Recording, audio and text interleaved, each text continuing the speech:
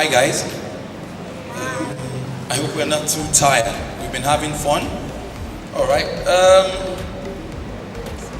I want to talk about know your numbers. Basically, we've talked about a lot of illnesses. We've talked about the spiritual side. What I intend to do is just teach you how to monitor your health. All right. You just help me keep moving. I'll try and move fast. I know far gone with time. Can we just skip?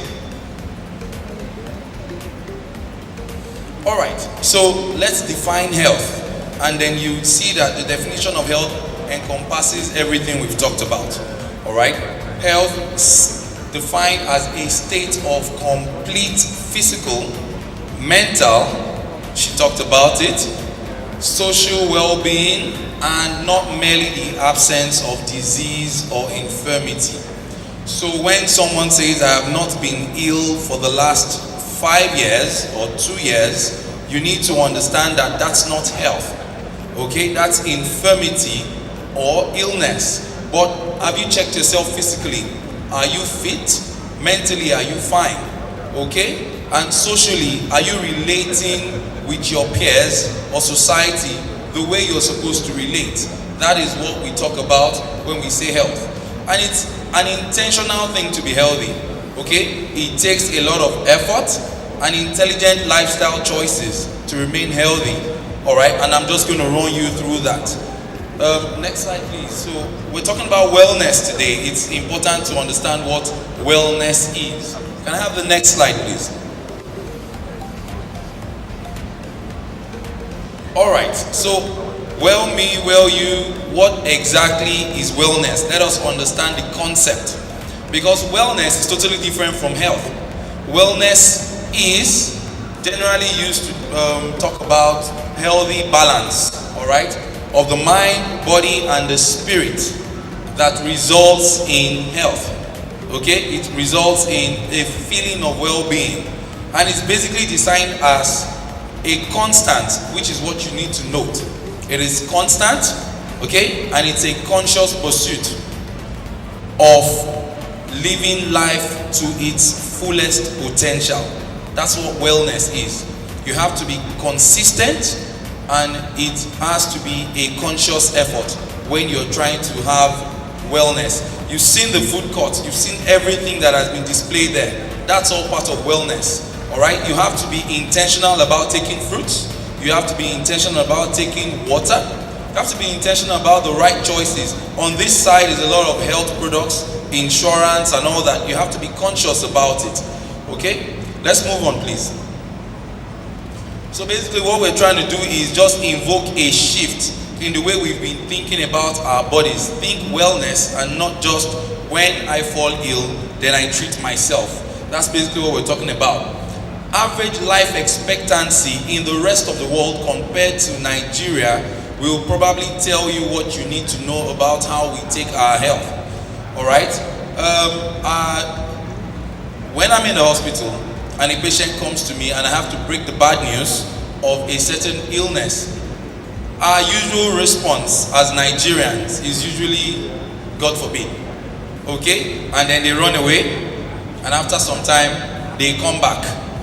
So they go through the process of when they deny and then eventually they accept. I'm sure the psychiatrist will tell you about all the stages of that. And so we say that 54.5%, and the good thing is that this is 2018. About 3 years ago it was lower than this. It was 45 thereabout. But if you notice and you agree with me that in the last 3 years people have taken more conscious efforts. You see a lot of people wearing Fitbits, jogging and running a lot. People are adding more color to their food, and it's just an effect of the choices we've been making as a country. Or at least I can speak for Lagos. I'm sure they jog elsewhere also. But you know, I don't think there is a day or a weekend that you go on the Lekki-Ikoyi link bridge and it's not filled with a lot of people just jogging. All right, so this is what you get. You increase your life expectancy when you make the right choices. All right, if you remember, Dr. M.B.Ch.B talked about something. He said, what constitutes majority of the illnesses we face in the country are what we call non-communicable diseases. And I'm just going to run through what non-communicable diseases are. In the heart of it is hypertension, and I was deliberate about it. The average, he gave a figure, he said 1 in 2 individuals, 1 in 2 adults have hypertension. Let's ask ourselves, why is that? He talked about the change in diet. We're more westernized in our diet, right? I'll give you figures. Salt consumption is majorly at the heart of hypertension in Nigeria, okay, apart from our genetic makeup, because being blacks puts us at risk of having hypertension. So the recommended salt consumption every day is 2 grams. And in the UK, they take about 4 grams, which is double the recommended salt consumption. In the US, it's about 6 grams. Who can guess the figure in Nigeria? It's about 12 grams. So we're taking about 6 times the recommended daily consumption of salt. And so it's not so surprising that 1 in 2 individuals, especially adults, have hypertension. In fact, you would find hypertension in teenagers right now. Okay? Teenagers right now are coming down with hypertension. And then you're having more babies being born obese. And so you can just imagine if a baby at that tender age is obese, all the health problems they can face as they grow up. Alright? And so you have all the other things that we've talked about if you had seen the slides. What are the risk factors? Let me just put it into perspective. There are some things you cannot change, and we call them non-modifiable. Alright? There's nothing we can do about it. They're on that side. Family history, age, and all that. Race. I mean, I've said it already. We're blacks. We're very, very, very prone to hypertension. Women have certain diseases that they really get more than men, and vice versa. But the things that we can work on, if you look at it right here, alright, the physical activities, the alcohol use, the tobacco smoking, I think these things have been overemphasized. Let me not overemphasize them. They've been talked about a lot of times. Unhealthy diet. These are risk factors that we really need to take note of. Alright? So, this brings me to if you know your numbers. So, I remember when growing up primary school, and then at every point in time that you're woken up, you really need to, if you're asked what's 2 times 2 and you don't get it to be 4, you know what is coming next now? You know, I mean, you've paid school fees, they've asked you 2 times 2, 1 plus 1, and you basically have to know it growing up, right? And that's the same way you need to know the numbers about your health. There are certain things that when you go to the hospital, you go for checkups, you come for events like this, and you're asked, what are your health numbers? You should be able to know your weight. How many people here do not know their weight? You'll be surprised if we're being honest. I mean, some people don't know their weight. Some people don't even know their height. I think I'm about 5 feet. Okay? I think the last time I checked, I was 50 kg, which was about 3 months ago. You know? Alright? Except those that are very conscious about keeping fit. So you need to know your numbers. So let's just run through the numbers you need to know. Alright, your body mass index. There was a question asked earlier what the body mass index was about. If I remember, I think it was you. You're talking about if the body mass index was about age. Alright, so this is the body mass index, and everybody by the end of this program should always know their body mass index. Sometimes it's the difference between life and death. Alright. What the body mass index is really talking about is what's your weight compared to your height. Now we know we cannot change our height, okay, except some genetic thing happens, but we can also always work on our weight. And so it takes your weight and it divides it by the square of your height. Big grammar. Take your height in meters, multiply it by itself. Whatever you get, you take your weight and you divide it by that number that you get, and that is basically what you need to know about your BMI. So I'd advise that you just write that down. You should have a health diary by now, and just always check your BMI. Alright, if you look at this chart here, I know the figures are not too clear, but you always want to be in the green. You do not want to be underweight. Because being underweight, especially for women, comes with its own challenges. So you see a lot of women having menstrual irregularities. Being underweight is one of the causes of menstrual irregularities. It can get so bad that you may not be able to become pregnant, being underweight. Okay? And so while it is very interesting to see the models on the runway and they are trying to get to a size 0, don't be surprised, a lot of them are dealing with a lot of issues concerning fertility. Okay, so while you're trying to keep fit, you should have these numbers by heart. That's the body mass index. Alright, so know where you stand, and the more you begin to look like the guy in the red, you know that you are getting unhealthy, so you should move towards the guy in the green. When you start looking like the lady in blue, there's a problem. Alright, how important is your BMI? So look at all these things here. Your BMI can affect if you're going to have a stroke or not. Your BMI can affect your blood vessels, your heart. BMI can affect the kidneys. It can determine if you're going to have a heart attack or not. That's how important your body mass index is, and you should really keep that number. Let's talk about the cholesterol. Alright, I chose this picture because it's very important. How many of us get to test ourselves regularly?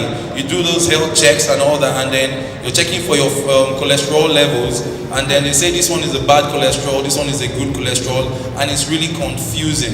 Okay, so I'm just going to break down what the cholesterol is about and just help us understand which cholesterol we should have, which one we shouldn't really have. Alright, this picture just captures what I'm talking about. You can see that green guy there with LDL written on him. He looks like a bad guy because the LDL is bad. Alright, and you can see this guy here with the HDL sweeping stuff out. I mean, he looks like a good guy because HDL is good. So in my next slide, I'm just going to break down what it really is. What's cholesterol really?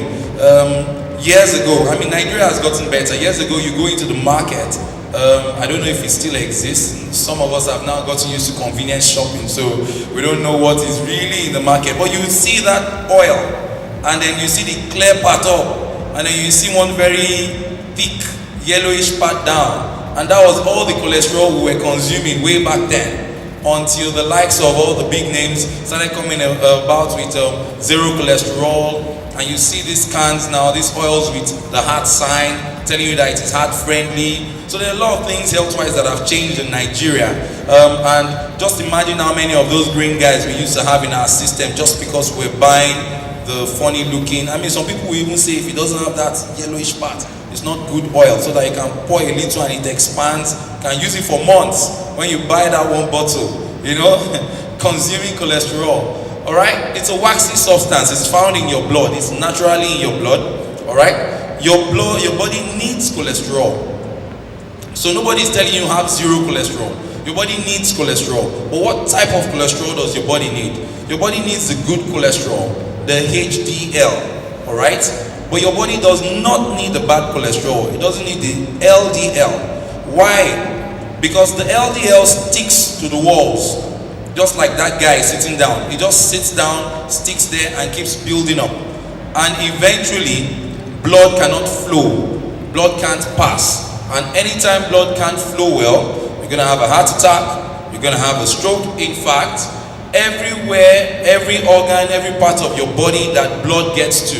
So you can imagine, is there any part of your body you're going to poke with a pin and blood will not come out? I doubt. Maybe your nails. Okay? Maybe just your nails or your hair. But any part of your body that blood gets to, once cholesterol builds up in it, it's going to damage it. So you'll be surprised to know that part of the kidney issues in Nigeria, that green guy is one of them. Okay? So let's move on. This chart just shows you what your numbers should be. We're talking about knowing your numbers. The numbers in green are what you should really concentrate on. So when you go for your checkups, you always want to make sure that your numbers are in green. For your total cholesterol, you don't want it more than 5.0, yeah? For the HDL, it is desirable to be 1.6. See, if you notice what I was saying, when you have it low, it's bad. If you have your HDL at 1, I mean it's too low. It's a bad thing. You should have it higher, 1.6. LDL should be low, not high, at 2.6. There's another type of fat in the body that is called the triglyceride. You should also check for that. So when you're going for your checkups, don't just do your total cholesterol, please. Tell them that you want a full lipid profile, a full cholesterol check. So they check for your LDL, your HDL, and your triglycerides. In that way, you would know what your numbers are when it comes to your cholesterol levels. We can move on. Your blood pressure, very, very important. Next slide, please. A lot of people have talked about what the blood pressure is, but let's recognize the signs of high blood pressure. Okay? The signs of high blood pressure. And basically, these pictures just tell you what they really are. Dizziness, headaches, alright? When you can actually hear your heart beating. I'm not talking about when you are afraid or when you're watching that horror movie. Okay? Like that Us movie that is showing right now. You don't want to watch that Us movie. It's really scary. Okay? When you can literally hear your heart beat, you can actually feel it almost bursting out of your chest. That is palpitation, and there is no provocation for that. Okay? Sometimes your nose just bleeds on its own. You didn't poke your nose, it just starts bleeding. It may be hypertension.